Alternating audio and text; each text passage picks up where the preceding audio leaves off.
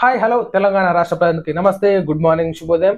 ఇక ఈ రోజు న్యూస్ తెలంగాణ తెలుగు దినపత్రికలోని మెయిన్ పేజ్ ఎడిషన్ వార్తా విశేషాలు ఎట్లా ఉన్నాయో చూద్దాం. 10 కంట్రోల్ రూమ్స్ ఏర్పాటు.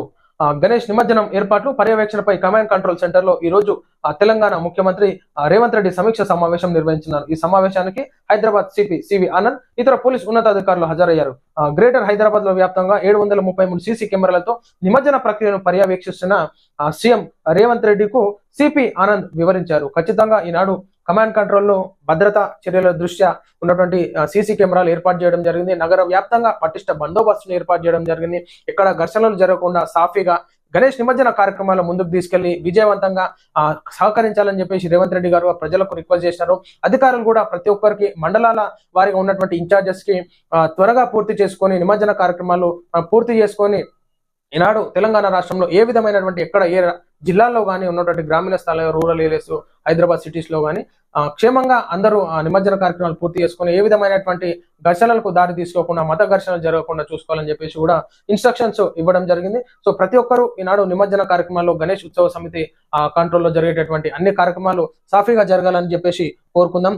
అదేవిధంగా గణేష్ నిమజ్జన కార్యక్రమాల్లో గణేష్ భక్తులకి హిందూ సోదరులకు అందరికీ వినాయక చవితి వినాయక నిమజ్జన కార్యక్రమంగా అందరికీ ఆ భగవంతుడు ఆశీస్సులు కూడా ఉండాలని చెప్పేసి కోరుకుంటున్నాం.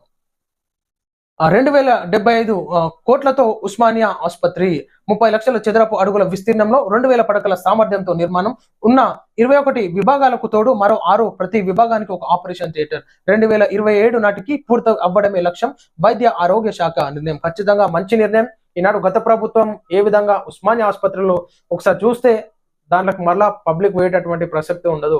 సామాన్య ప్రజలు అక్కడ పోయి ఎంతో ఇబ్బంది పడుతుంటారు.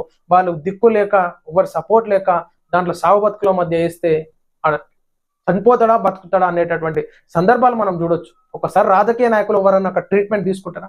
ఈనాడు సామాన్య ప్రజలు మంచి వైద్య ఆరోగ్యం దృష్ట్యా సామాన్య ప్రజలు ఎన్నిసార్లు మొత్తుకున్నా కానీ పట్టించుకునేటటువంటి నాదులు లేరు. కార్పొరేట్ హాస్పిటల్ల దందాలకి కార్పొరేట్ హాస్పిటల్ ఇచ్చేటటువంటి మామూలకి రాజకీయ నాయకులు తలవంగాల్సి వస్తుంది.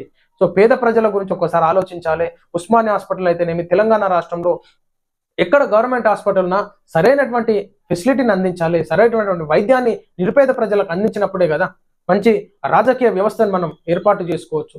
సో ప్రజలు ఇచ్చేటటువంటి హక్కులను ప్రజలు వేసేటటువంటి ఓట్లతోని రాజకీయ నాయకులు గద్దెలెక్కుతున్నారు. కానీ ప్రజలకు అందించాల్సినటువంటి నాణ్యమైనటువంటి విద్య అయితేనేమని ఉన్నటువంటి మంచి కార్పొరేట్ స్థాయిలో ఉన్నటువంటి వైద్యాన్ని ప్రజలకి ఎందుకు అందించట్లేదు ఒకసారి ఆలోచించుకోవాలి. దయచేసి పేద ప్రజల గురించి ఆలోచించండి. డబ్బులు లేని వారు పూట పని చేసుకుంటేనే పూట గడిచే వాళ్ళకి ఏదైనా రోగాలు వస్తే వాళ్ళు ఉస్మానియా హాస్పిటల్లో గాంధీ హాస్పిటల్లో సరైన చికిత్స అందించలేనటువంటి వ్యవస్థను మనం చూస్తా ఉన్నాం. దయచేసి త్వరగా పూర్తి చేసి ప్రజలకి హాస్పిటల్ని అందించాలి. తెలంగాణ రాష్ట్రంలో కూడా అన్ని గవర్నమెంట్ హాస్పిటల్ని డెవలప్మెంట్ చేయాలని చెప్పేసి కోరుతా ఉన్నాం. రాజధాని హైదరాబాద్ లో పెద్ద ఆసుపత్రిగా పేరుగాంచిన ఉస్మానియా మహాదశ పెద్ద ఆసుపత్రే, కానీ నిరుపేద ప్రజలు పోతే చిన్న చూపాడ. సో దయచేసి తెలంగాణ రాష్ట్ర ముఖ్యమంత్రి రేవంత్ రెడ్డి గారు కూడా రిక్వెస్ట్ చేస్తాం, దయచేసి నిరుపేదల గురించి హాస్పిటల్ అందించాలని చెప్పేసి కోరుతా ఉన్నాం.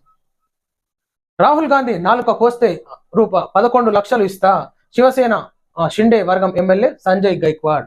సో ఈ విధంగా రెచ్చగొట్టడంతో ఉన్నటువంటి గూండాలను ఎంకరేజ్ చేసినట్టు అవుతుంది. కానీ ఇది రాజకీయ విలువలను కోల్పోతున్నట్టు ఈ విధంగా ప్రస్తావన చేయద్దు. ఎప్పుడైనా ఒక రాజకీయ నాయకుడు నువ్వు ప్రజాక్షేత్రంలో కొట్లాడు, ప్రజాక్షేత్రంలో నాయకుడు గురించి ప్రశ్నించు, కానీ నాలుక కోస్తే 11 లక్షలు ఇస్తా అంటే ఇది కరెక్ట్ కాదు.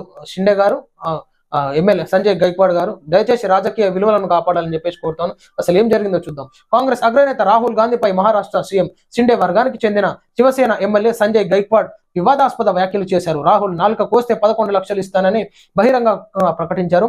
ఇటీవల అమెరికా పర్యటనలో భాగంగా జరిగిన ఓ సమావేశంలో రిజర్వేషన్లు పూర్తిగా అంతం చేయాలని రాహుల్ గాంధీ అడుగుతుంది.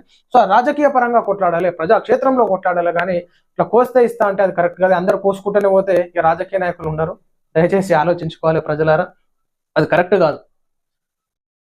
రేవంత్ రెడ్డి నీ గుండెల్లో నిద్రపోతా ఎమ్మెల్యే కౌశిక్ రెడ్డి.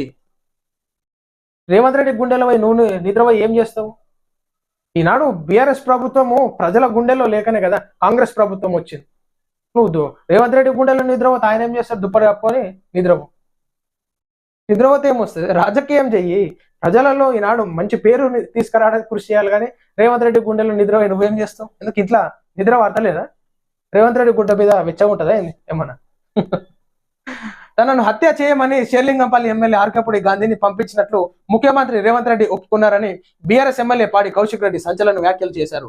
కౌశిక్ రెడ్డిని హత్య చేయాలంటూ తానే పంపినట్లు పరోక్షంగా సీఎం చెప్పారని ఆయన వెల్లడించారు. కానీ మంత్రి శ్రీధర్ బాబు ఇద్దరు బీఆర్ఎస్ ఎమ్మెల్యేలు గొడవ పడ్డారని అంటున్నారు. వారిద్దరు చెప్పే మాటలకు ఎక్కడా పొంతన లేదని ఎమ్మెల్యే అన్నారు.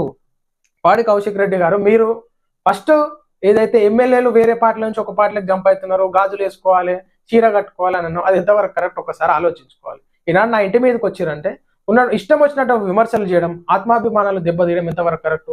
రాజకీయ నాయకుడిగా రాజకీయాలు ఏ విధంగా అవలంబించుకోవాలి, ఆ ఎథిక్స్ ఎట్లా ఫాలో అవ్వాలో నేర్చుకోవాలి. ప్రజలకు ఏం చూపిస్తున్నారు మీరు రాజకీయ నాయకులు? సో ఏ పార్టీ నాయకుడైనా సరే, అధికార పార్టీలో ఉన్న నాయకులు, కాంగ్రెస్ పార్టీ నాయకులు అయితేనేమి, ప్రతిపక్షంలో ఉన్నటువంటి బీఆర్ఎస్ పార్టీ నాయకులు అయితేనేమి, కొద్దిగా ఎథిక్స్ ఫాలో కండి, రాజకీయ విలువలను కాపాడుకోండి. ఈనాడు ప్రజలు రాజకీయ నాయకులను చీకొట్టే విధంగా ఉంది. సో దయచేసి అది మానుకుంటే బాగుంటుంది. ఈ సంపుడు, నాలుక కోసుడు, ఏం రాజకీయాలు ఇవి? ఏం చట్టాలు కూడా పటిష్టంగా ఉన్నాయి. రాజకీయ నాయకులు ఈ విధంగా ఉంటే రాజకీయ పార్టీల నుంచి సస్పెండ్ చేయాలి, అప్పుడు ఇంకొకరికి సోయి వస్తుంది. సరదా మిగిల్చిన విషాదం. కెనడాలో తెలంగాణ యువకుడు మృతి. సోదరుడు పుట్టినరోజు వేడుకలు ఘనంగా జరుపుకోవాలనుకున్న ఓ యువకుడు ప్రమాదవశాత్తు మృతి చెందిన ఘటన కెనడాలో జరిగింది. కెనడాలో పోలీసులు తెలిపిన వివరాల ప్రకారం మీర్పేట్కు చెందిన ప్రణీత్ కెనడాలో ఉన్నటువంటి సరదా. ఈనాడు మనం చూస్తూ ఉన్నాం సోషల్ మీడియాలలో ఏదైతే రీల్స్ చేయడం కానీ ఈ విధంగా చేస్తుంటారో అది ప్రమాదవశాత్తు చనిపోతుంటారు. సో సరదా మిగిల్చిన విషాదం అన్నట్టు ఇక్కడ మనకి రావడం జరిగింది. సో దయచేసి అందరూ జాగ్రత్తగా ఉండాలని చెప్పేసి కోరుతున్నాం. మితిమీరి సరదా కూడా మనకు ప్రాణానికి హానికరంగా ఉంటుంది. మితిమీరిన సోషల్ మీడియా రీల్స్ చేయడం కానీ పబ్లిక్లో ఏదో వైరల్ కావాలన్నట్టుగా. సో దయచేసి యువత జాగ్రత్తగా ఉండాలని చెప్పేసి కోరుతున్నాను. నేడే కేజ్రీవాల్ రాజీనామా. ఢిల్లీ ఎల్జీతో సాయంత్రం 4:30 భేటీ. కొత్త సీఎంగా అభిషేక్ అవకాశాలు అధికం. అవకాశాలు అధికం. కేజ్రీవాల్ ను ఎదుర్కొనే సత్తా బీజేపీకి ఉంటే ముందస్తు ఎన్నికలకు సిద్ధపడుతుంది. సో మరి కేజ్రీవాల్ గారు ఏదైతే ప్రజాక్షేత్రంలో నేను ఏ తప్పు చేయలేదు, లిక్కర్ స్కామ్ లో మరి బయటికి రావడం జరిగింది కాబట్టి నేను ఏ తప్పు చేయలేదు, ప్రజల్లో నేను ఒక మంచి లీడర్గా ఉంటాను, నాకు టోటల్ గా నేను ఒక నిర్దోషిని, ఏ తప్పు చేయాలన్నట్టుగా నేను ప్రూవ్ చేసుకున్నాకనే నేను రాజకీయంలోకి రావడం జరుగుతుంది అన్నట్టుగా నికాల్స్ అయినటువంటి లీడరే. కానీ మరి లిక్కర్ స్కామ్ లో అసలు ఏం జరిగింది, అది కేసుకు ఏ కొలిక్కి వస్తుంది? సో మధ్యలో మరి బొంద పెడతారా ఈ కేసుని? అసలు ఏం జరిగిందో మరి కేజ్రీవాల్ గారు ఆ విధమైనటువంటి నిర్ణయాలు తీసుకున్నారంటే ఒకసారి మనం ఆలోచించుకోవాలి. పాతాళానికి తొక్కేస్తాం. జమ్మూ కాశ్మీర్ లో ఉగ్రవాదం మళ్ళీ పైకి లేవదు. అమిత్ షా. ఖచ్చితంగా ఈనాడు ఉగ్రవాదాన్ని అణిచివేసిందంటే బీజేపీ పార్టీయే. ఈనాడు ఎప్పుడైతే కాంగ్రెస్ పార్టీ ఉందో ఎన్నో దాడులు జరిగినాయి, ఎంతో మంది ఉగ్రవాదులు ప్రజలపైన దాడులు చేసి చంపడం జరిగింది, ఉన్నటువంటి సైనిక దళాల మీద దాడులు చేసినారు. సో ఈనాడు బీజేపీ వచ్చినాక ఒకసారి మనం జరిగినాయి, కానీ గత సెంట్రల్లో కాంగ్రెస్ ఉన్నప్పుడు జరిగినట్టుగా ఇప్పుడైతే జరగలేదు. ఒకసారి మనం చూసుకోవాలి.